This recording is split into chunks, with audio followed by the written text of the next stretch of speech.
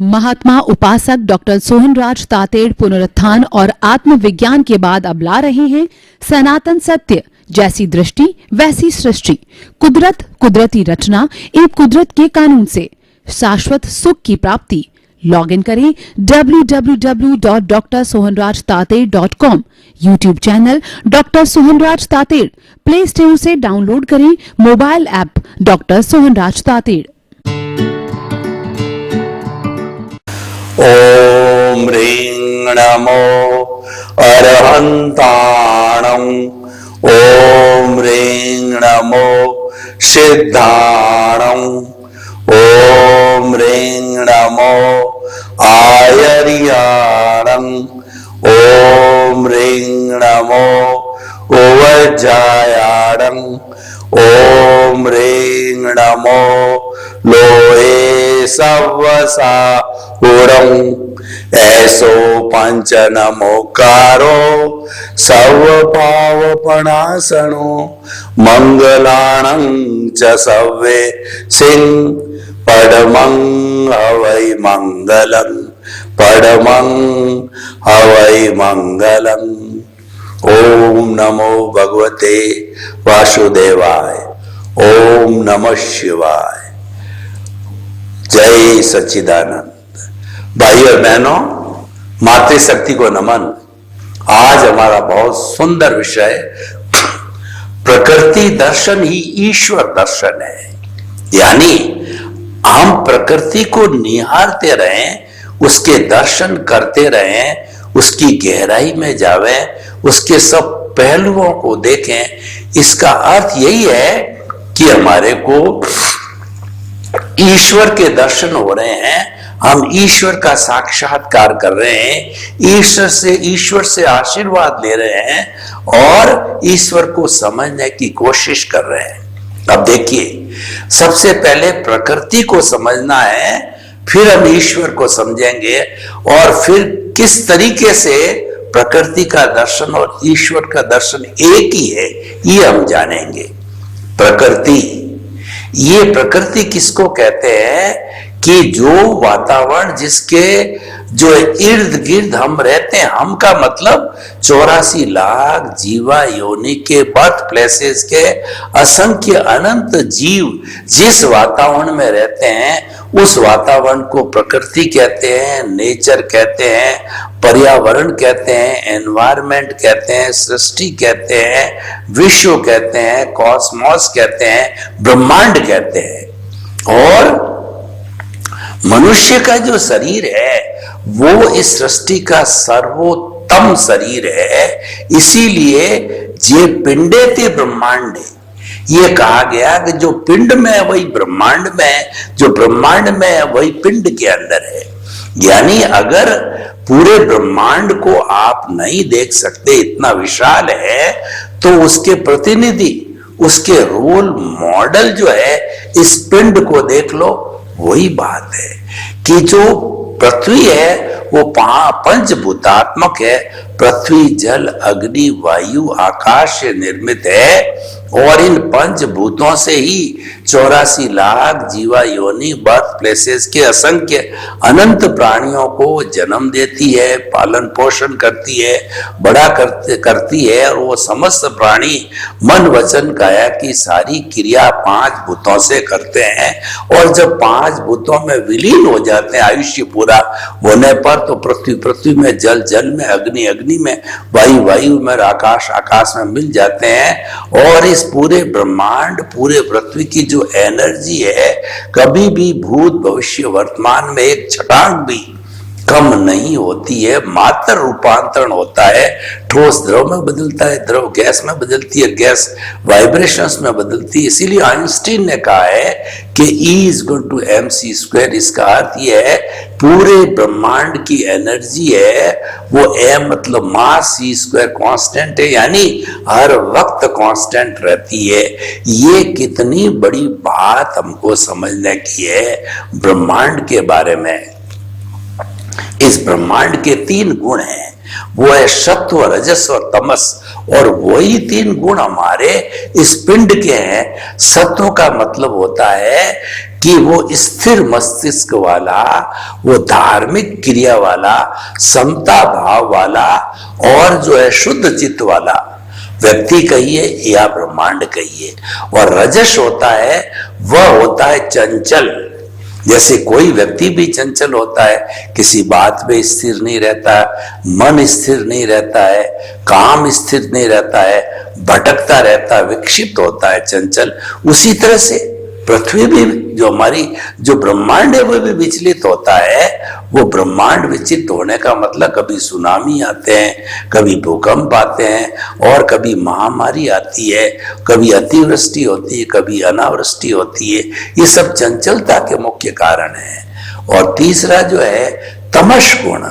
तमश गुण होता है एकदम अंधकार, अज्ञान और हिंसा वाला गुण होता है। व्यक्ति जब तमश गुण में आ जाता है तो सारे अपराध करते हैं, उल्टे काम करते हैं, बुरा इंसान बनता है, दानव बन जाता है और वह राक्षस बन जाता है। तो वह सारा तमश गुण है। तो पृथ्वी भी तांडव नृत्य करती है। जब जो है भगवान शिव जी को देखते हैं कि दुनिया में अधर्म बहुत बढ़ गया, तब वो तांडव नृत्य करते हैं, तीसरा नेत्र खुलता है।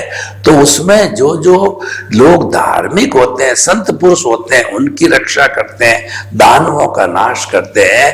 तो तमस गुण के कारण पृथ्वी हिलने लग जाती है। वो जो बात मैंने बताई, भूकंप है, सुनामी और मां कराने लग जाती है।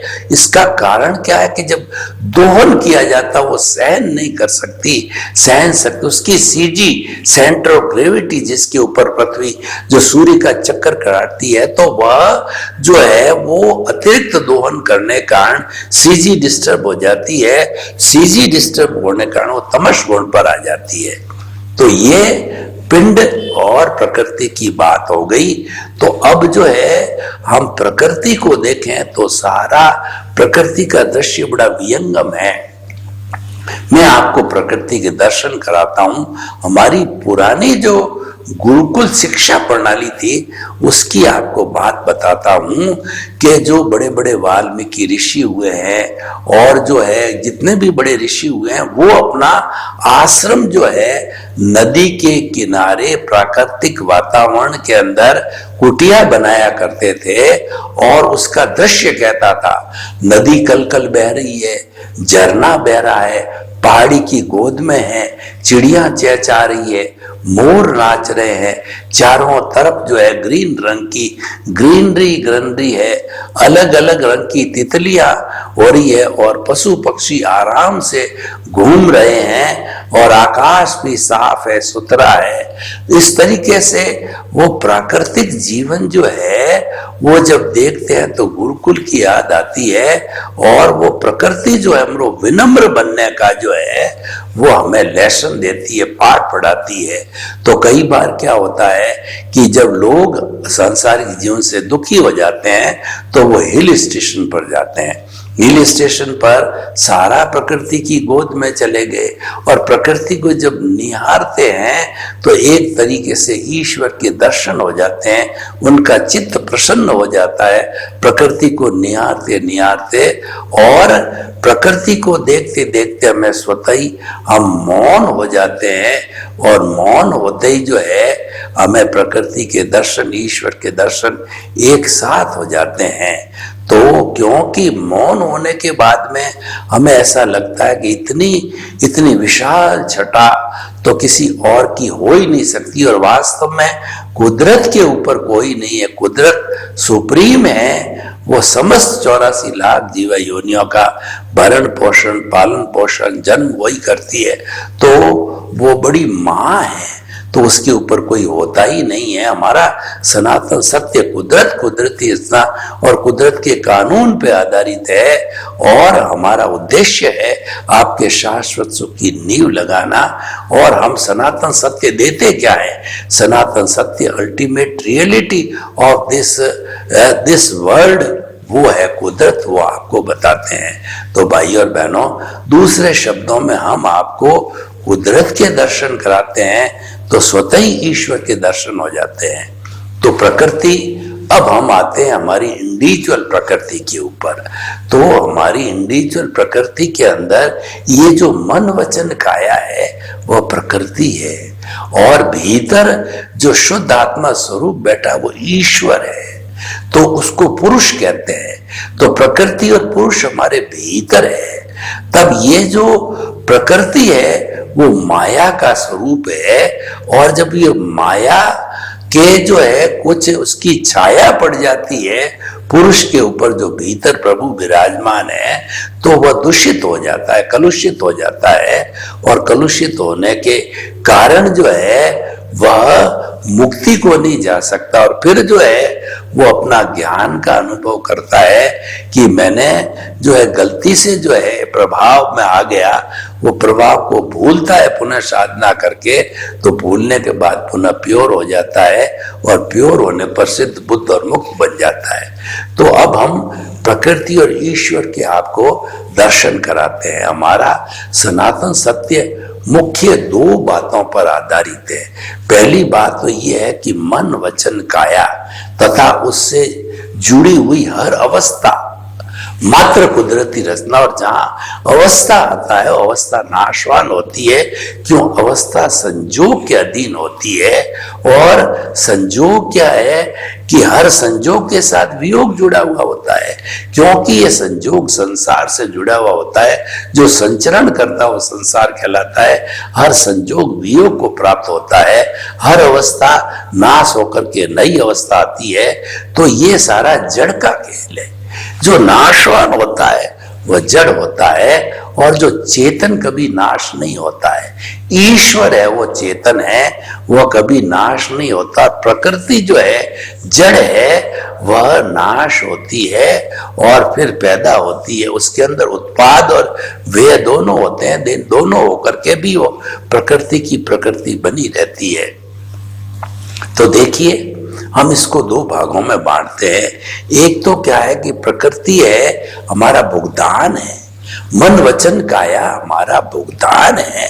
पिछले जन्म के अंदर मान लीजिए आज मैं सोहन राज हूं, पिछले जन्म में शरीर दूसरा था। हर बार शरीर बदलता रहता है, क्योंकि भुगतान बदलता है। ये शरीर पिछले जन्म के कर्म के भुगतान के लिए मिला है, तो ये बदलता रहता है। पूर्व जन्म में मैं यशवंत राज था। यशवंत राज ने जैसे जैसे कॉजेज डाले, भाव डाले, उसी के अनुरूप जो है बंच ऑफ दी कॉजेज बना और कॉजल बॉडी बनी।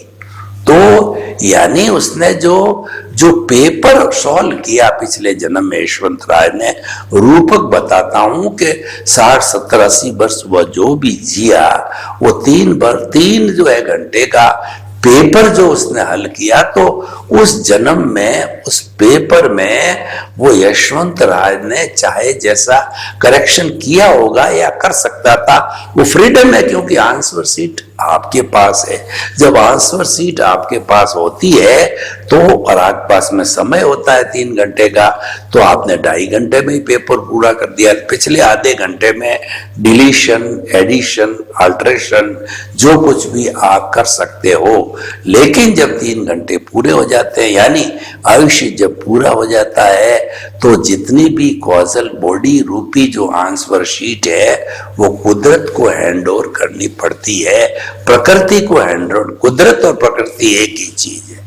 कुदरत को हैंड ओवर कर दी तो आयुष्य समाप्त होते ही अंतराल गति से फिर दूसरे जो है शरीर के अंदर वह आत्मा, तेजस शरीर, कार्बन शरीर, और जो है वो आपका जो तेजस, कार्बन और शरीर है, ये और मूल आत्मा तीनों जाकर के जन्म ले लेती है और फिर नया शरीर मिल जाता है। अब देखिए, मुझे नया शरीर मिला, करने वाला ये संत राज था, भुगतने वाला सोहन राज है। अब मैं जैसे जैसे भाव करूंगा, कॉजल बॉडी बना के अगले शरीर के अंदर ले जाऊंगा, तो भुगतने वाला मोहन राज होगा। तो व्यक्ति मैंने किया नहीं तो मैंने तो कुछ किया ही नहीं, मुझे याद ही नहीं है। अरे भाई आपको याद नहीं है, लेकिन भूत भविष्य वर्तमान के अंदर जो विटनेस थी वो हमारे प्रभु ईश्वर की विटनेस थी। ईश्वर देख रहा था, और ईश्वर तो भीतर है। दर्शन करना हो, आंख बंद करो, वो आपको दिखाई दे। अनुभव करना हो तो मैं बोल रहा हूं, ईश्वर की ताकत से बोल रहा हूं, ईश्वर की ताकत से हाल हिला रहा हूं, ईश्वर की ताकत से आंख फड़फड़ा रहा हूं। बिना ईश्वर की ताकत से मैं मुर्दा हूं। ईश्वर है तो ही मैं चेतनवत जोड़ता हूं। ईश्वर ने ही मुझे चेतनवत बनाया है। तो इसीलिए भाई और बहनों, जो वो करके आया वो मैं भुगत रहा हूं। जो कॉजल बॉडी बनी वो भाव कर्म कॉजल बॉडी। इस जन्म में द्रव्य कर्म, क्यों भुगतान द्रव्य कर्म से होता है। भाव चेतना का पक्ष है, भाव चार्ज है, और जो हमारा जो भुगतान है वो द्रव्य है, वो जड़ है, और उसका जन्म का भी चेंज हो गया। वो पिछला जन्म ये जन्म में आ गया, कन्वर्शन हो गया।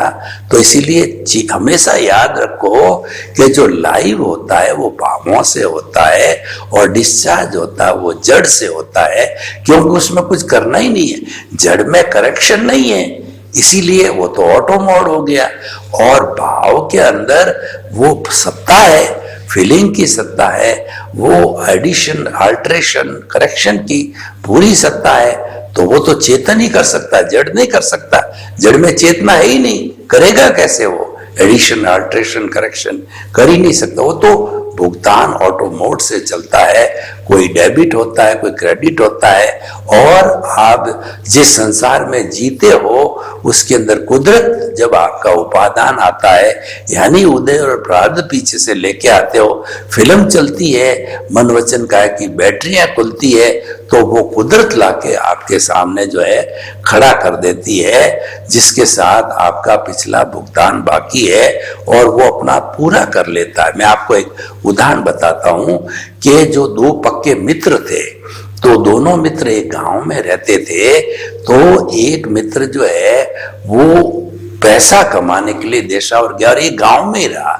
जो देशावर पहले 10-10, 12-12 साल की यात्रा करते थे, तो उसने अपने जो गांव में रहने वाले मित्र को कहा कि ये मैं 50,000 रुपए आपको रख के जाता हूं, बाल बच्चे बड़े हो जाएंगे, शादियों में चाहिएगा, और आपके धंधा है तो मुझे ब्याज पे रख के जाता हूं। वो चला गया, क्योंकि सब विश्वास का काम था। अब वो 10-12 साल के बाद वापस आया और अपने गांव वाले मित्र से कहा कि मुझे पैसे दो। तो उसने कहा कौन से पैसे? नीयत खराब हो गई। कब दिए, किसको दिए, कोई रुका है क्या, कोई जो है आपके पास हुंडी है क्या? तो इस तरीके से दोनों मर गए। मर करके नेक्स्ट बर्थ के अंदर जो पैसे मांगता था वो तो जो है बेटा बना, और जिसको चुकाना था वो बाप बना। तो पहले ही दिन से वो बेटा जो है बीमार रहने लगा, डॉक्टर का खर्चा और उस पर ट्रीटमेंट दवाओं खर्चा होते लगा। यूं करते करते करते 50,000 प्लस 10,000 ब्याज 60,000 जब पूरे हुए, तो वो बच्चा कहता है पिताजी मैं तो अब चलता हूं, मेरा तो आयु पूरा। अरे भाई मैं इतना खर्चा किया, अभी पाल रहा हूँ, पोस रहा हूँ, बड़ा होगा, कल जो तुम्हारी शादी होगी तुम मेरी सेवा करोगे, ऐसे बीच में कहाँ जा रहे हो? कि वो उसने याद दिलाया पिछले जन्म में मित्र थे, आपने पैसे हमारे हड़प कर लिए, 60,000 पूरे हो गए, हिसाब पूरा हो गया, मैं चलता हूं। तो हमारे इस जीवन के अंदर जो कुछ भी फाइलें बोलते हैं, यानी आपका शरीर फाइल नंबर 1 है, आपकी पत्नी सबसे ज्यादा आपके साथ रहती है, फाइल नंबर 2 है, बेटा फाइल नंबर 3 है, बेटे की बहू 4 है, पोता पोती है 5-6 नंबर की, ये सब फाइलें हैं। ये कोई लेने आई है, कोई देने आई है, ये हिसाब पूरा करने के लिए आई है। इसलिए कोई बेटा आपकी सेवा करेगा, कोई बेटा आपसे हड़पने की कोशिश करेगा, कोई बेटा आपसे नाराज रहेगा, कोई बेटा आपसे खुश रहेगा। तो ये सब अपने अपने पुण्य और पाप का खेल है, अपने कर्मों का और भुगतान का ये ऑटो मोड से चलता है, इसमें हमारी कोई स्वतंत्रता नहीं है। इसलिए भगवान ने कहा कि मन वचन काया से मुक्त रहो। आपको करना क्या है, इस बवाल में मत पड़ो, ये तो मुक्त रहो, ये तो आपकी लायबिलिटी पूरी होती रहेगी। तो हम क्या करें? आप ये कहोगे कि मैं तो जो इसी को ही सब कुछ मान रहा था, इसी को ही पुरुषार्थ मान रहा था कि मैंने घर बनाया, मैंने बाल बच्चों को खड़ा किया, मैंने पैसे इकट्ठे किए और मैंने इतना महल बनाया, मैं बड़ा बना और मैं जो लखपति करोड़पति, मैं बड़ा विद्वान,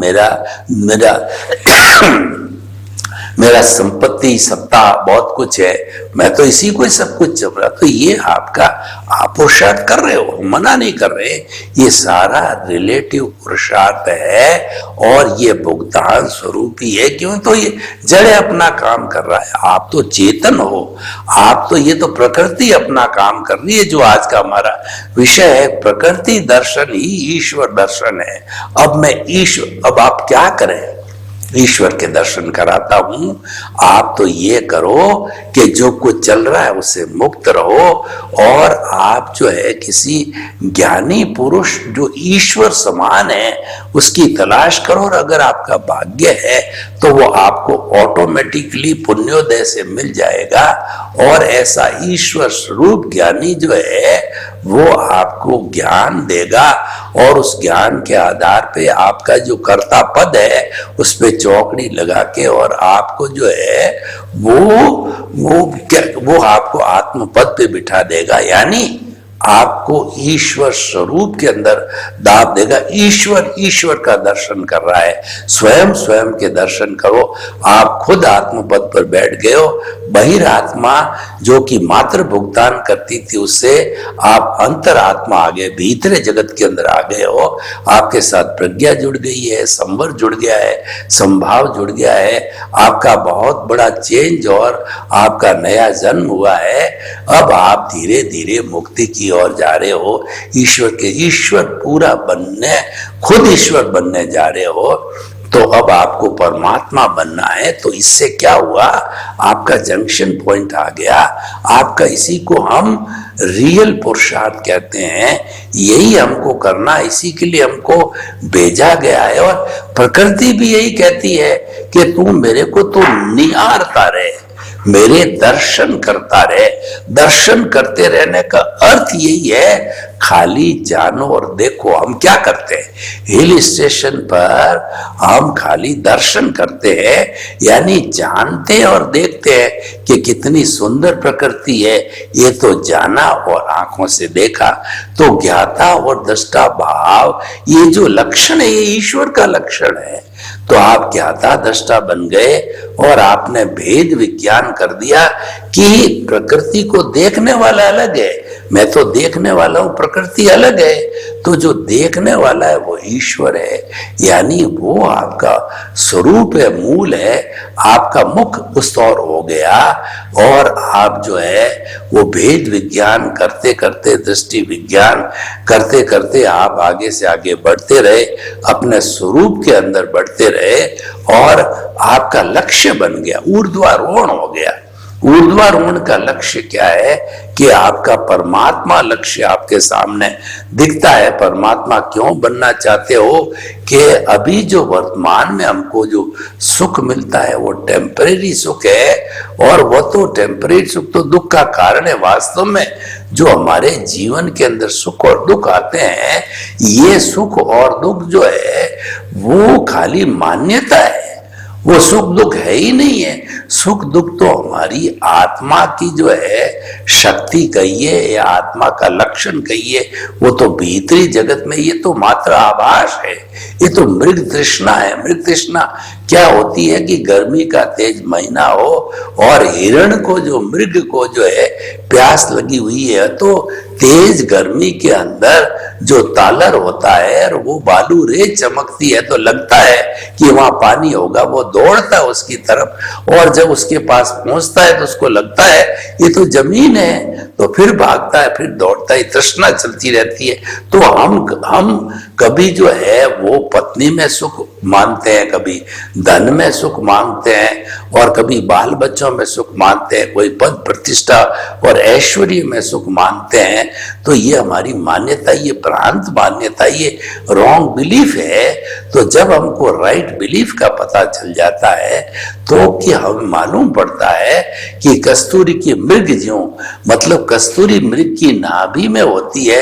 जब कोई भी उसको आकर के ये बताता है ज्ञानी पुरुष कि ये सुगंध तो तुम्हारी नाभि से, कस्तूरी से आ गई है, तो तुम खुद जो है तुम्हारे भीतर सुख का सागर है और भीतर जो है आनंद ही आनंद है, सुख ही सुख है, उस ईश्वर के साक्षात दर्शन हो जाते हैं।